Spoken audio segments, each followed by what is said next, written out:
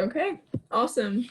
Hi guys, by the way, I'm Avocado, and thank you for joining us today.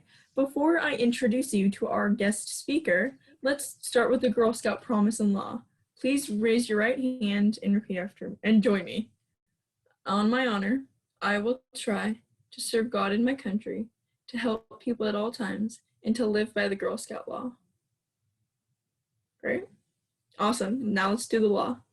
I will do my best to be honest and fair, friendly and helpful, considerate and caring, courageous and strong, and responsible for what I say and do, and to respect myself and others, respect authorities, use resources wisely, make the world a better place, and be a sister to every Girl Scout. Great, good job. Okay, now let me introduce to you our guest speaker, longtime Windsor, California resident, Angelica Nunez. She is a cultural arts and holiday expert, specifically on the topic of Dia de los Muertos. She learned many of these cultural traditions from her mother, who in turn learned them from her grandmother, and so on, handed down from generation to generation. She has agreed to share these traditions with us today surrounding this magnificent holiday and festival. Angelica is in charge of the Windsor Dia de los Muertos Festival and events, which allows for the residents of Windsor, California, which has over 25,000 people, as well as the surrounding community, to learn more about this very important holiday. We are so fortunate to have her today. So thank you, Miss Angelica, for joining us. Thank you. Thanks for having me. I'm very excited to be here with all of you and share a little bit. I do want to make a couple corrections. So I have been handed down a lot of traditions direct from generation to generation, but Dia de los Muertos is not one that I'm an expert on, but yet I know enough. Our family specifically has handed down some other traditions. So just wanted to point that out. And then also, this is actually my first year as chair of the event. So thank you so much for having me. I am here to share a little bit about Dia de los Muertos, as we all know, and I have prepared a presentation for us. So I'm gonna share that. And let's see.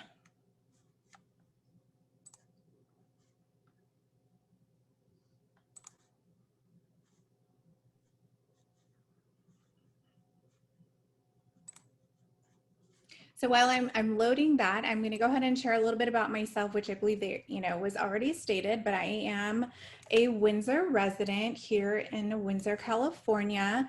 And I first started becoming interested in Day of the Dead, even more so most recently after my mom passed away. So originally, my mom did celebrate Dia de los Muertos, and she would celebrate in honor of her mom, or excuse me, of her dad and her sister who had passed. I wasn't too involved in the celebrations. I knew about it. I knew that she celebrated and a little bit about it. But when I really started to become passionate about Dia de los Muertos was when my mom passed. And I started to really want that connection. And I kind of felt the understanding of what she felt when she celebrated for my grandpa and her aunt. So I have this screen that I'm sharing just as my information. Oops. And so what I wanted to share is that Dia de los Muertos dates back 3,000 years. So that's a really long time, way back to the indigenous people of Mesoamerica, which included the Aztecs, the Maya, the Nahua, and indigenous people of the area. In their rituals, they honored the dead. It was traditionally August when they did. We now celebrate in October, but the original celebrations took place in August for an entire month. When some of the Spanish conquistadores moved into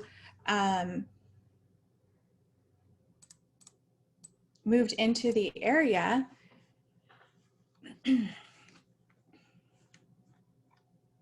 the celebration was changed. And so it was then that they moved it into October to coincide with the All Saints Day. So I just wanted to check in and see if we had any questions.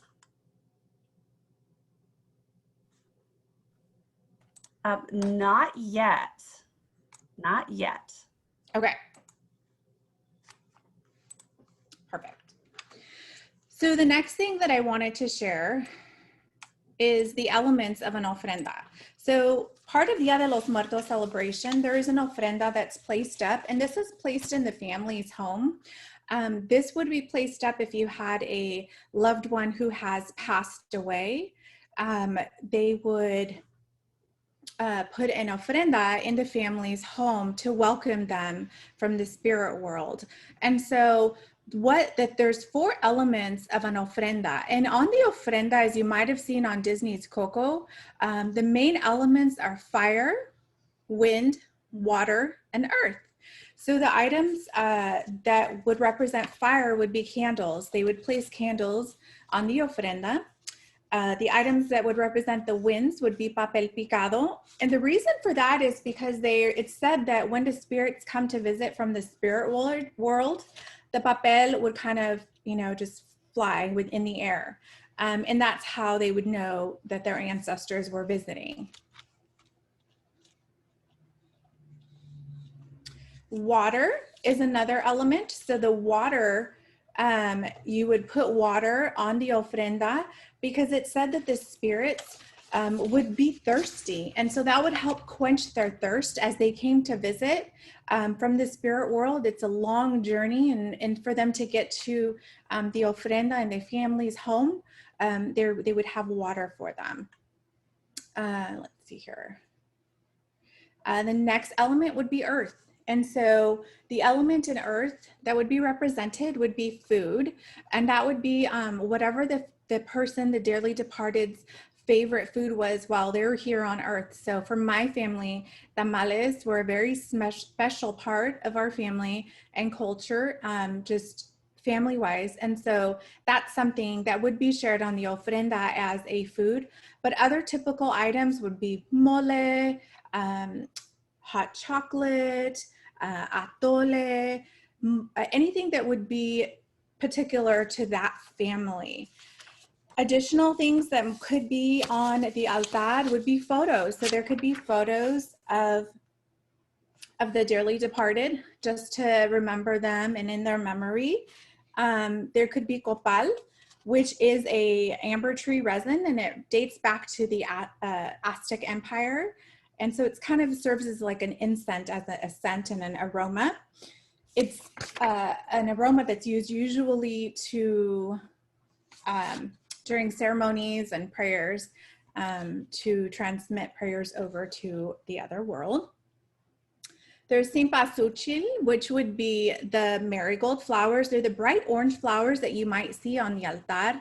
And I do have some photos, which I'll share in a bit.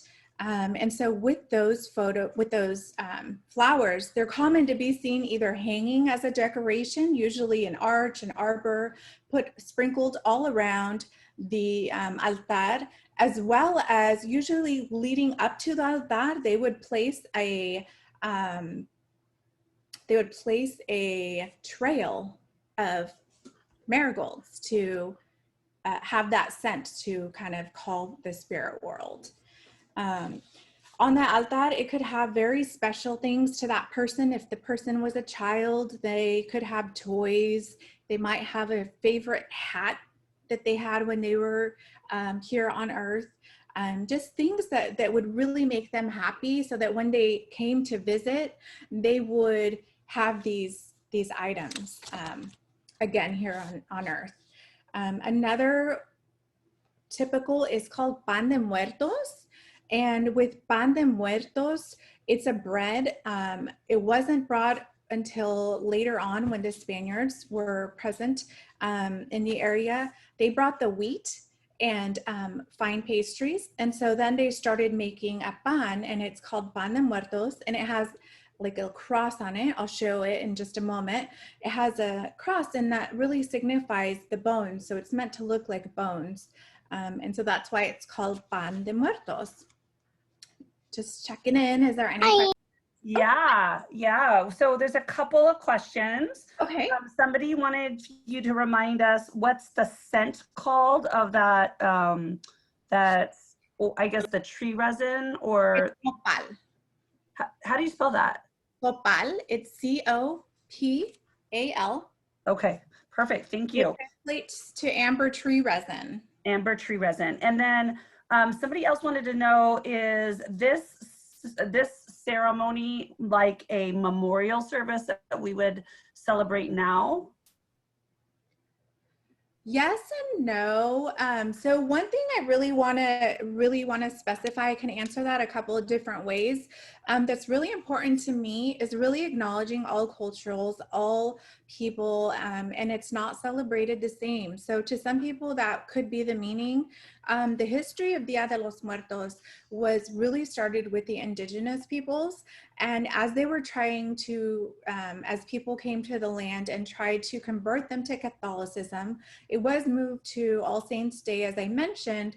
And so some people actually have lost that, and some people continue to celebrate the original traditions, and some people they celebrate very differently. So there's a lot of people of the culture who may not have continued, and now they're interested in continuing. And so that to them, that might be a memorial. The original intent is really to actually welcome the spirits back. So it's a visit. The actual Dia de los Muertos is a visit from your loved ones. And that's why they put the water out, because they say that it's a long journey to come from the other world over. And part of the journey, it says, so upon dying, a person is believed to travel to the land of the dead. And you might have seen something similar to that in Coco, where they say they're traveling to the land of the dead. It's because they really saw death as an ever-present part of life, where they could travel and come back. But it wasn't something where they were consistently traveling back and forth. It said that during the 1 month and the 1 day that year, that their loved ones would travel back. So it's more of what we would consider a visit from our loved ones. And that's why when I was referring to the papel is meant to be put there to signify air, and so that the loved ones could know when their family member has come to visit. And so it would be some sort of a memorial to some people. To some people, it's actually their family visiting. In me personally, I would consider it, I just like to honor my mom and my ancestors, my grandmother. And this is something that's a very, very old traditions. And so it's something that I just like to just remember them and talk about them with my children, and just really honor them and their traditions. Thank you. I do have one more question. Absolutely. The question is, how is Coco factually relevant or correct? And in the movie, the photos in the Ofrenda, they wanted to know if that's included, and if, I think that they were referring to the photos not being displayed anymore when someone's not remembered anymore. So if you want to touch on that a little bit. So again, one thing that I wanted to kind of reiterate is whatever, perspective that I may bring, it may not be true for all. There are very different cultures within the indigenous people, and different peoples believe different things. So for example, I'll give an example so I can explain. In an area of Oaxaca, they do not believe in having photos of people that passed away. So in Coco, they have lots of pictures on the ofrenda of all the different relatives who passed. if this person was in fact from this area in Oaxaca, they wouldn't have any photos because they don't believe in putting any photos of people that have passed. So that, what Coco, I know they did a really good job, and I don't know if they potentially spoke to one tradition or one culture that does happen, but I don't believe that to be factual in my own personal opinion. It's just that some people don't believe in having photos and some people do. From a personal perspective, I'm not sure what my ancestors would have done, but because I do choose to honor my mom and my grandma and my ancestors, I do put the photos, and I do believe it's important for my children to see their photos and to remember them. So I can't speak specifically onto whether or not Disney's celebration is factual.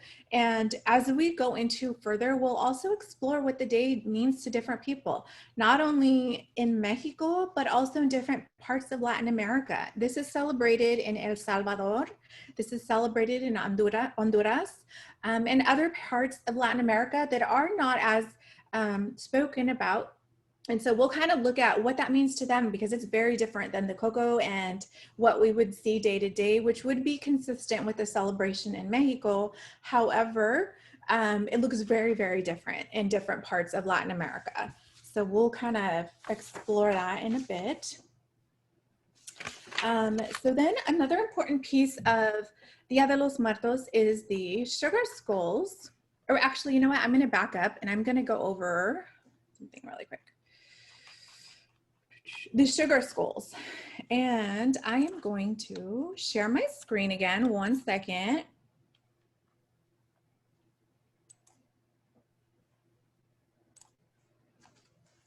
Okay. So these are the altares that we were talking about. This is the marigolds that we see here, the flowers that are hanging. This is just an example. They can, again, be very different depending on what part of Mexico or even Latin America the family is from.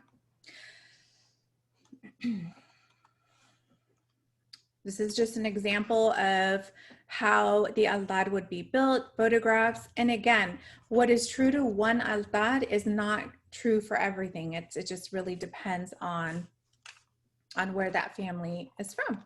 This is the Panda Muertos. And so this is what we were referring to as far as these things here. These little are meant to look like bones in honor of the departed. And then these here, these are marigolds, the orange flowers. And then my favorite part, the sugar skulls. So the sugar skulls are something that are made out of sugar. Way back when they started, sugar was something that was very inexpensive. It wasn't very, it was very cost effective, I should say. And so they made them so that they could look like the skulls. They wanted something that could look like skulls. And so what we would do is we would have these sugar skulls, and these were, the sugar is very different than what we would make today. Today, what we would have is this liquid, or excuse me, what we would have today would be this powder sugar that we would make and dry out like a sandy sugar. And I'll show you a video in just a moment. But going back in history, this is how they made them. And they're called barro, which is a ceramic mold. And so these molds get passed on from generations to generations. Usually if you're a sugar skull, makers come in families and they get passed on. And so these sugar skulls, they are made with a liquid sugar that's hot, kind of like maybe a honey, or if you melt sugar on the stove with water, you would see that it becomes a liquid. And so this is what they pour into these molds, and these are old-fashioned molds. And so they would dry them out, and then they come apart and the skull falls out. Today we make them very differently. We make them with a plastic mold. So you would just put a little sugar, you add a very tiny bit of water until it receives like a sandy texture. And then once that happens, you just put it in the plastic mold and flop it over. But this is how they would have made them. So those are the different parts of the altar. Angelica, Yeah. did you mention how long it takes for the liquid sugar to harden? I'm not sure exactly how long it would take, but these are not made anymore. In fact, I'm very, very interested in old-fashioned everything. And so I've tried to get my hands on these. And unfortunately, I have not been able to. I have a lot of plastic molds, but I don't have any of these. These are considered something that are very, very special. Usually, if you have a mold de barro, your family probably has had it for generations. And it takes a very skilled person to make these. So I wouldn't know exactly how long it takes for the liquid ones to dry. The ones that I make today with the plastic, they just take 24 to 48 hours. It depends. You can also make a big one, and that takes a couple of weeks. So it depends on the size. But these I wouldn't be able to. I would love to get my hands on some. The girls are really making lots of positive comments about this part. They like this. Oh, yeah.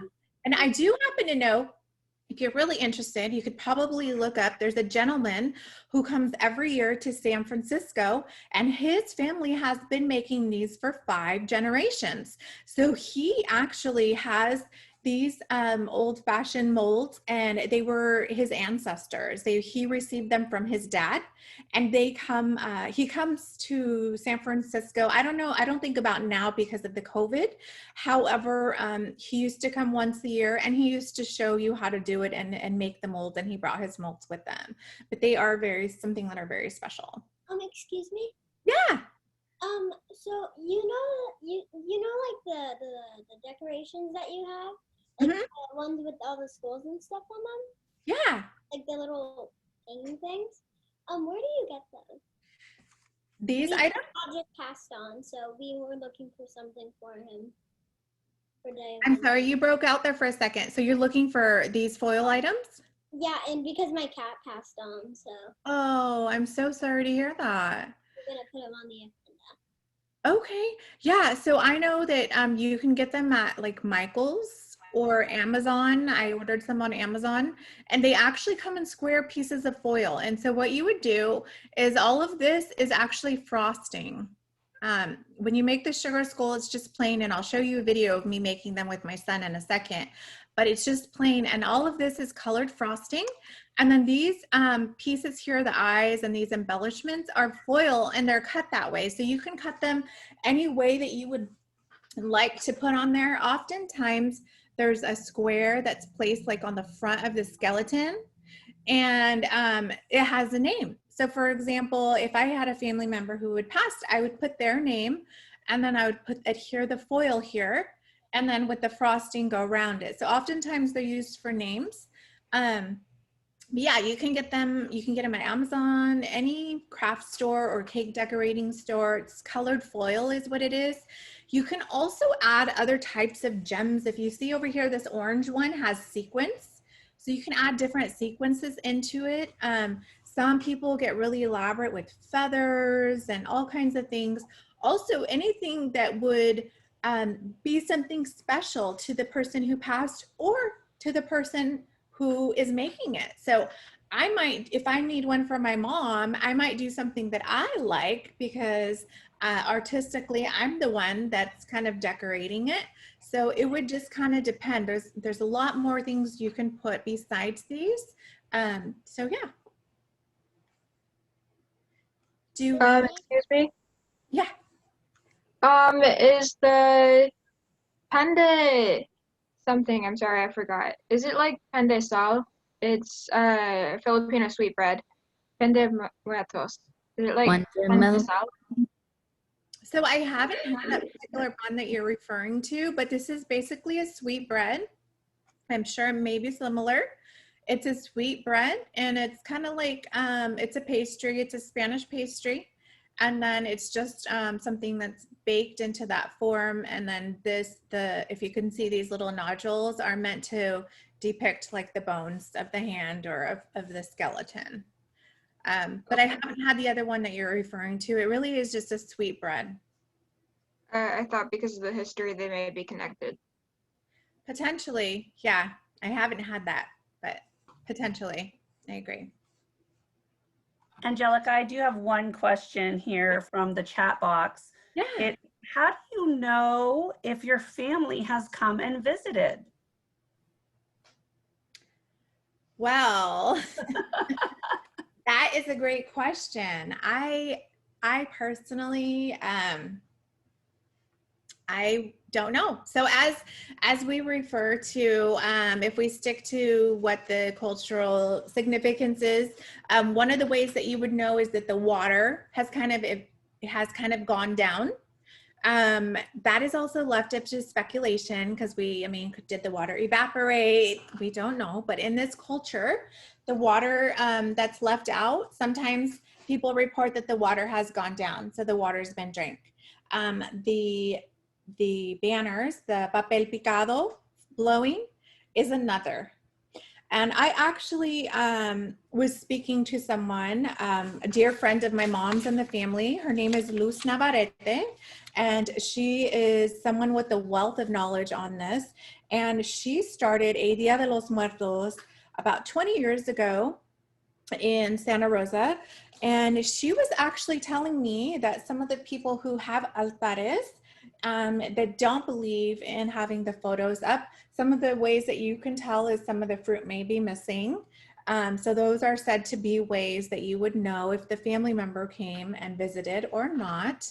But I think that's really up to what everyone believes. And again, going back to, if we look at the traditions, every people would have kind of a different concepts. Obviously, very close and similar, but they can have a little bit of overlap in what they believe. So awesome, thank you. One of the girls said that she thinks her grandma visits because she can smell her grandma's perfume, which I think is very interesting. Yeah, that is absolutely. All right, so hey girls, as a reminder, if you have questions, don't ask Miss Angelica directly. Go ahead and put them in the Zoom chat box. Thank you. Okay. Something that is, so and no more questions about the sugar skulls? No. No, we're good there. Awesome. So there's a famous calavera, it's a Katrina, which is known to be as part of the Dia de los Muertos celebration. If we look back to the history of where the Katrina started, it actually was a cartoon that was made by a cartoon illustrator in Mexico, and it would have been in the times of 1910 to 1913. And it was actually poking fun at a couple of things. So one, and we'll talk about what it was when it started and what it means today. So when he drew this, and this is an actual, kind of piece of at the time, this is what the Katrina looked like. It was during the time where the Europeans were kind of occupying the land, and a lot of the indigenous people were either being converted into Catholicism and into European ways and forgetting their traditions, or being converted and not allowed to practice their traditions and their cultures.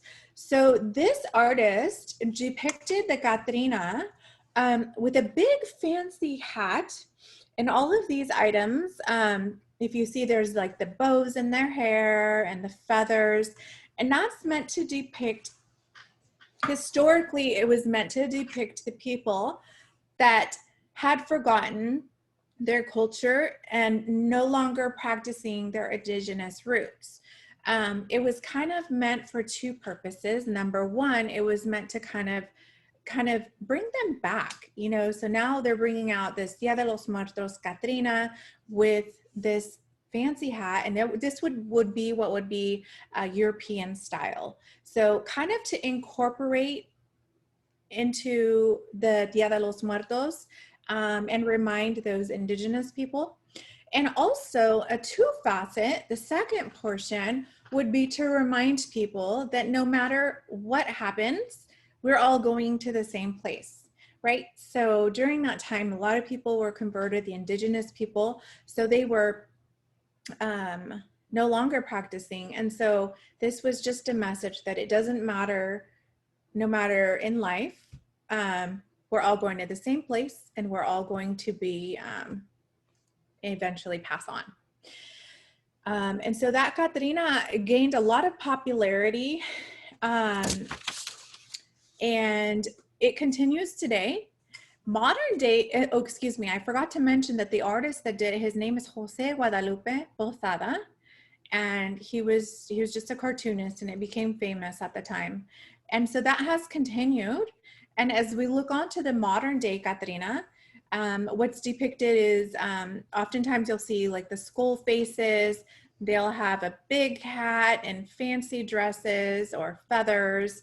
And you'll see Catrinas that will be at different Dia de los Muertos celebrations. And it really is a tradition that passed. It's really taken on the modern culture. It no longer has that significance, but that's just kind of how it got started and how it came about. Does anyone have questions on the Katrina? No, there's been no questions about this part. Okay. All right. Well, excellent. So then I'm going to stop this.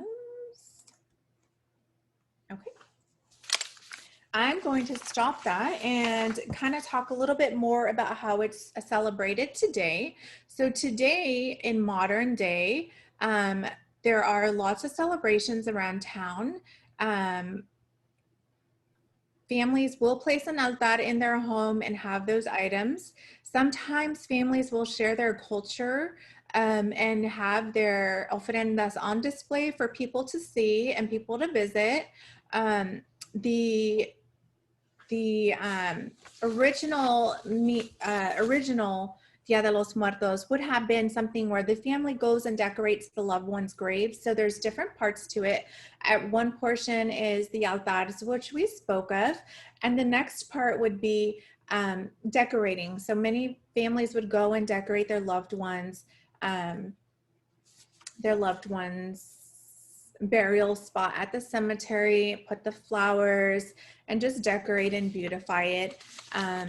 And so today we would have celebrations, Dia de los Muertos, and we would have just a celebratory sense of community. We would have music, dancers. Oftentimes we have the indigenous Aztec or Nahua dancers to commemorate the past and commemorate where the tradition comes from. For example, with our celebration, this year is very different because of COVID, but due to COVID, we're gonna have a sugar skull pickup. And so with the sugar skulls, children will come pick them up and decorate their sugar skulls. And so that is pretty much, I wanted to share with you a video, which I will put up here.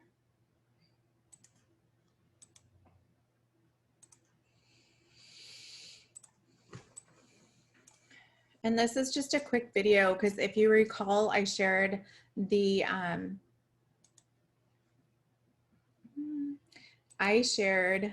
liquid sugar skulls. Now I'm going to show you a little bit about the dry sugar skulls, which would be what we would do today.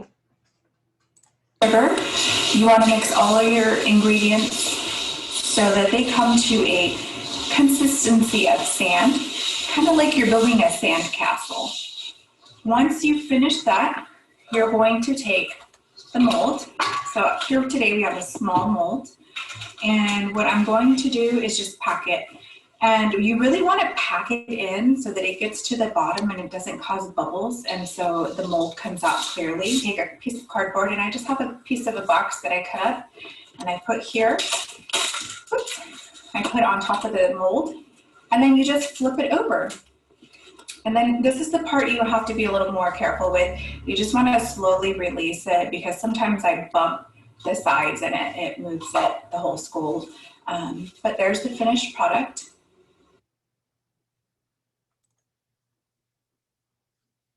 So that's how you would make a sugar skull today. And then for the person that asked the question, you could, put all kinds of gems and different things. And those sugar skulls will then be placed on the altar. So that's where you would put them. Do you have a recipe for that sugar skull that we can send out to the girls after the event? Absolutely. Yeah, Fantastic. Thank you. Of sugar, meringue, and water. Oh. Yeah. And then I have a question about the marigolds. Yes. Do marigolds naturally bloom in the fall so that they're always available during this time of year? No, that's a great question. So the marigolds actually, they bloom all year round. And so with that, you would plan. Like, for example, for our festival, I have a friend who plants the marigolds, and we have planted them. You usually want to plant them in June, latest July, so that they're in full bloom and you have them. But there's something that's year round and are actually used with organic growing to keep pests away, because they have a very strong odor and scent. And that's something that is said to bring the spirits of passed on loved ones, because it is such a strong aroma. But that same aroma keeps pests away because it's so strong. So when farmers or people who grow food do not want to have pests, but they don't want to spray chemicals, they use the marigolds a lot. So I have a friend and he's a farmer, and he's kind of grooming and keeping the marigolds for me so that we can have them. But you can grow them anytime. They'll grow anytime. And just when you put the seeds is when they'll grow. Thank you. Yeah. Do we have any other questions? Just a couple of questions about sugar skulls. Do they fall apart or do they harden? How long do you keep them in the mold?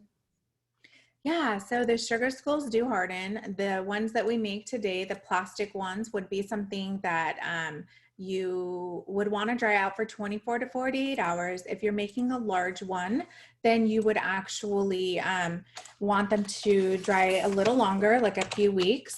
And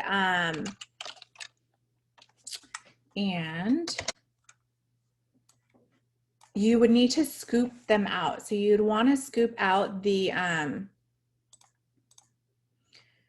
center, because what you'll do is you'll fuse the two skulls together, and then you'll scoop out the middle so it's not so heavy, and then you'll put them together with frosting.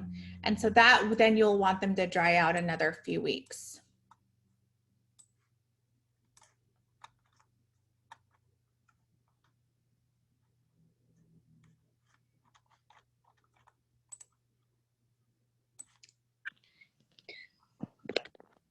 Was there another question about the sugar skulls? Sorry. Oh, nope, that's it. Okay. So I do have another video that I would like to show. Whoops, 1 second.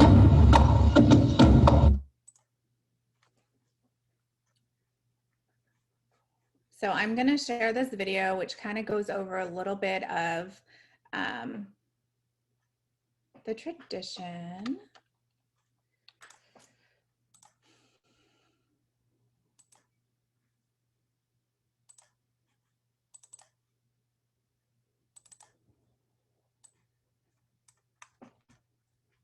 Okay, so I'm gonna start this over. Miles, they've almost reached their winter home. And there's a welcome party waiting to greet them.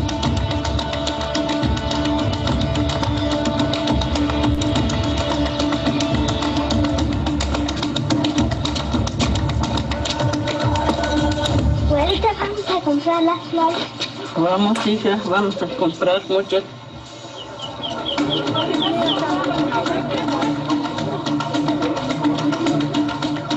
Vamos a ir al panteón y le vamos a adornar tantito a mi abuelito.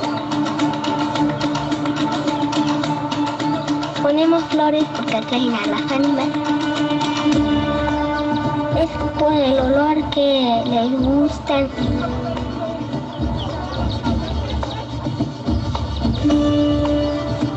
Okay, So this may just be coincidental. But the arrival of the monarchs has come at the same time as the Day of the Dead for so long, it's become part of the culture.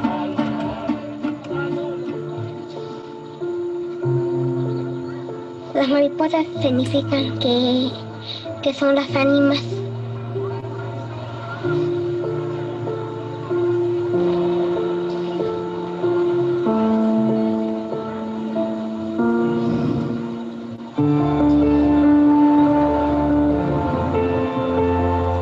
Hola, mariposa.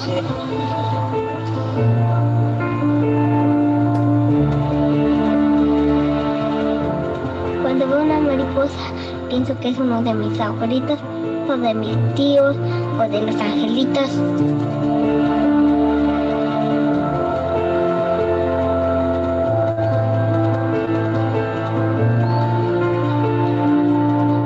It's not just butterflies from Iowa that travel here. They're joined by immigrants from across the Midwest and as far north as Canada, all heading for refuge in the forests of central Mexico.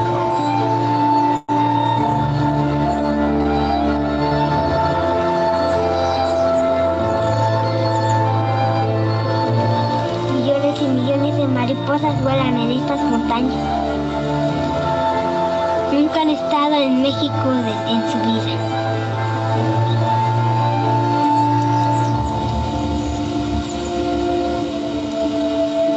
Las mariposas aquí están a salvo durante el invierno. It's one of the greatest homecomings on Earth.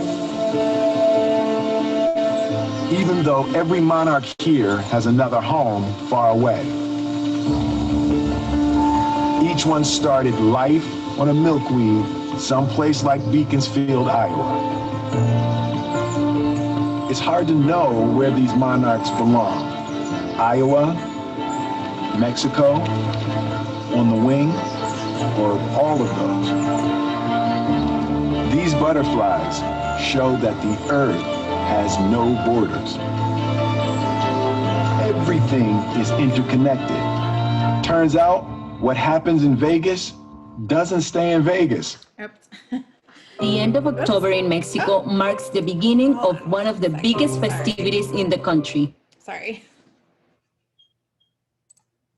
Okay, so one thing that I really like about that video is if you notice the little girl, she said that when the butterflies come, those are her family members. So we talked a little bit about how different people and different cultures believe different things.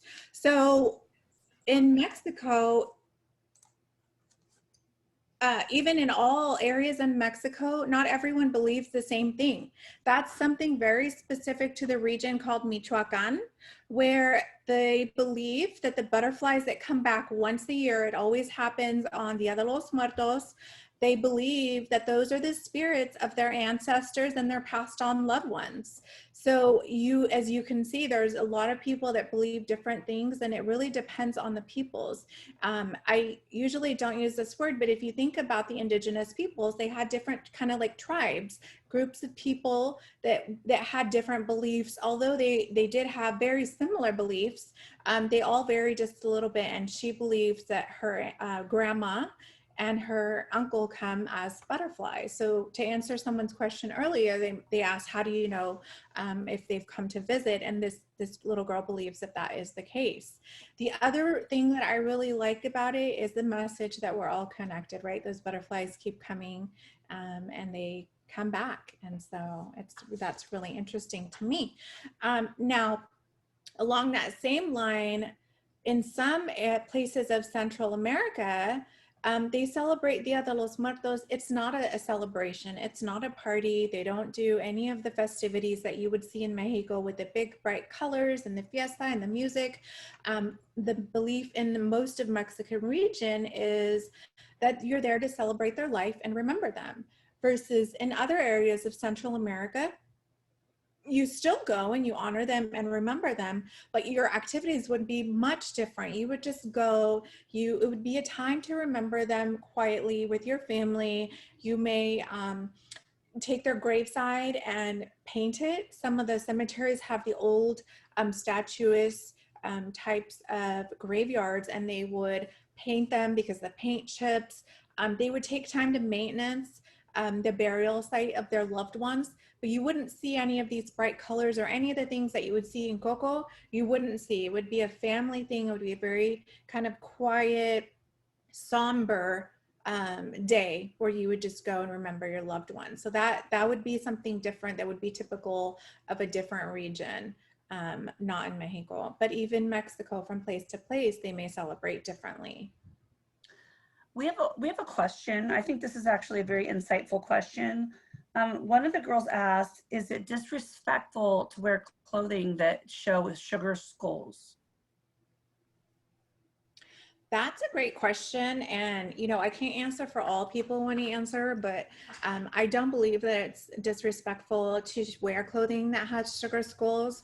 If you're doing it in good taste, right? Everything, it just really depends and open for interpretation. So as long as you're not doing it to make fun or to, you know, as long as it's in good taste, there's nothing wrong with wearing clothing with sugar skulls at all. So yeah. That would be my personal opinion. Yeah. All right. Do we have any other questions? Nope, you can keep going. Okay, well, I actually don't have anything else to cover. So if anyone has a particular item that they would want me to go over or they want to learn about, I would be happy to go over them. Okay, so a bunch of questions just popped in the group. Okay. So she said the questions, can people dress as Katrinas on Halloween? And can you go over the definition of a Katrina one more time? Yes. And so the Katrina, that is also open to interpretation. Some people believe it is disrespectful, and most likely because not to dress as a Katrina, but on Halloween. A lot of people want to make sure that it's understood that Dia de los Muertos is not Halloween, because with the popularity of Coco, a lot of people, not a lot, but some people have the misconception that Dia de los Muertos is a Mexican Halloween, and it's often been referred to it as that.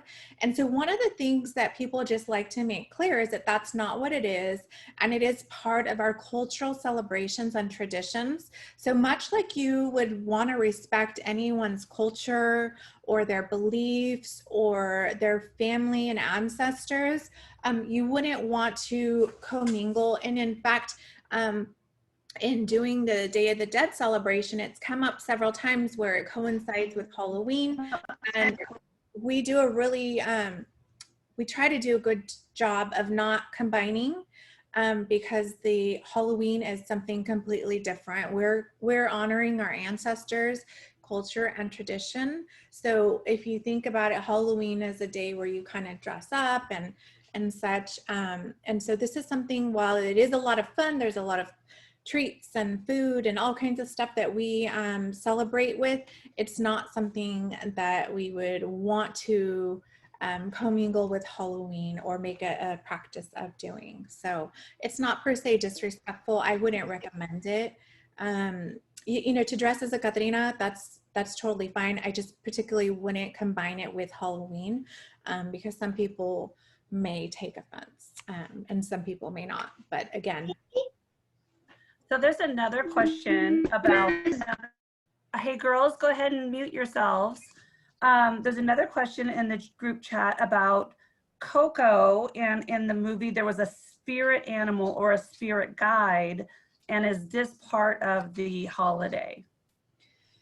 it is, and unfortunately that is part of one that I am not too familiar with, but yes, it is part of it. And again, it goes back to the tribe, which people and beliefs. So some people do believe that there is a spirit guide and the animal. It is an ancient animal that would lead you and be in the spirit world. But that's not to be said for all peoples, but some people, they do, absolutely. And then this year, what day is the holiday this year? So this year, and then, so November 1st is the day that traditionally would be for celebrate the children. So if there's children that have passed on, it would be celebrated November 1st. And then the adults would be celebrated November 2nd. And that's part of the post as, you know, as people were kind of converted and combined with All Saints Day, because prior it would have been for the month of September. But today, the way we celebrate it, it would be November 1st and 2nd. And our celebration here is going to run all month long.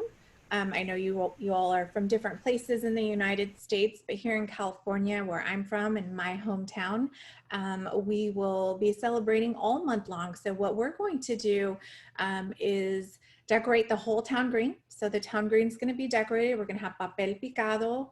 We're going to have ofrendas. We have 16 different families from Windsor that will be decorating their ofrendas in honor of loved ones that have passed.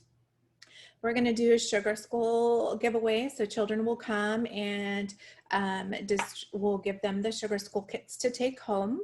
And then we have, let's see what else. We have a student portrait contest. So in memory of a loved one, you can draw a piece of art and submit it. And there's prizes that we do give for those for second and third.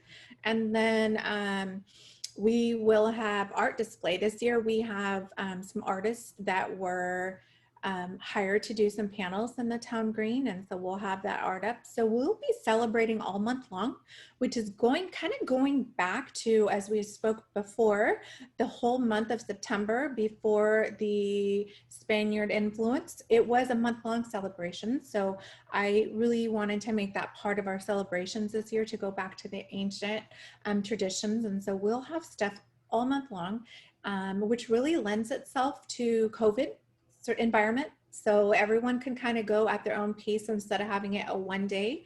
Different families can go and look at the altares. They can go look at the art that will be on display, the student art, and everyone can kind of do it whenever they're able to in their own family or student pod. So that will allow for that. So is there special music played during the holiday, or is it just the cultural music of that particular group of people that are celebrating? So it would be whatever music that you would want to celebrate with. It could be something that was special to that person, or it could be something that would be something that whoever is celebrating likes. So there's no special music for the holiday, but there is also always lots of music. Some of the music that we have is drummers. So the Aztec and Nahua drummers, we do have a group locally. We have a couple of groups. They come out and usually they do a ceremony, and what they have is, if you've ever seen those ceremonies, it's the copal that we talked about earlier. So they'll have that and they'll do drumming and they'll sing ancient songs. So that's one of the wonderful things with our groups locally and all over the US. I'm sure wherever you're at, you could probably find some, is that they have the old songs. And so, you know, that's something that's special to me. I love hearing that ancient music and the drumming. But we would also have, you know, culturally relevant music, and it could be anything that the family would like. So here's a question. What would be a good way for the girls that are learning all about this holiday on this Zoom to celebrate with their families in a culturally appropriate way? What one or two things would you suggest they start with if they were just going to start building on it year after year?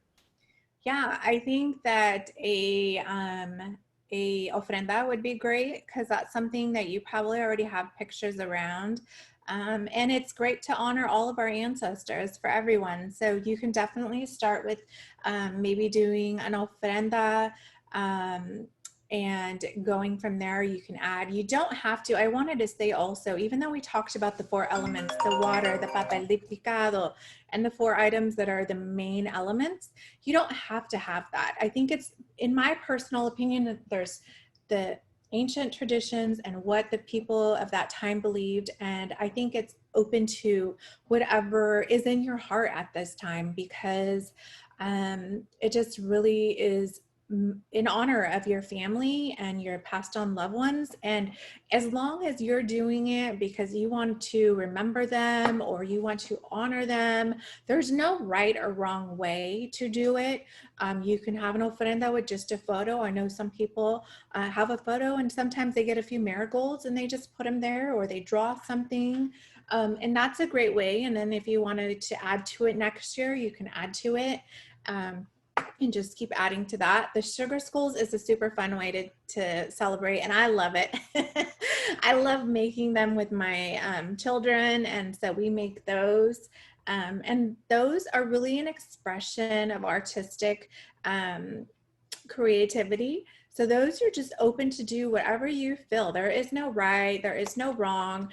And to the person who lost their cat recently, it really is kind of a healing process, because when you're doing it, you're remembering the person or the cat who passed, and you're just doing it, you know, something special for them. And there's no real wrong or right way to do it. It's whatever feels good to you is the right way.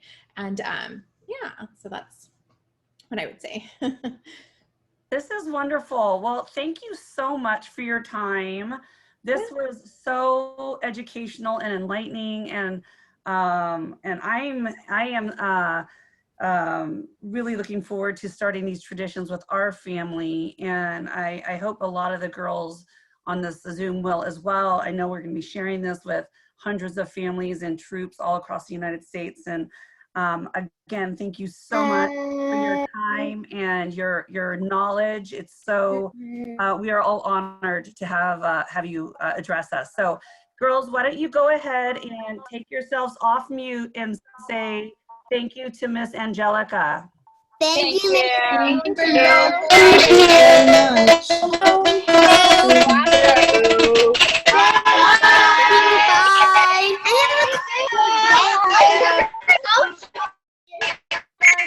Bye. Fun. Thank you, ma'am. Bye. Thank you. Bye.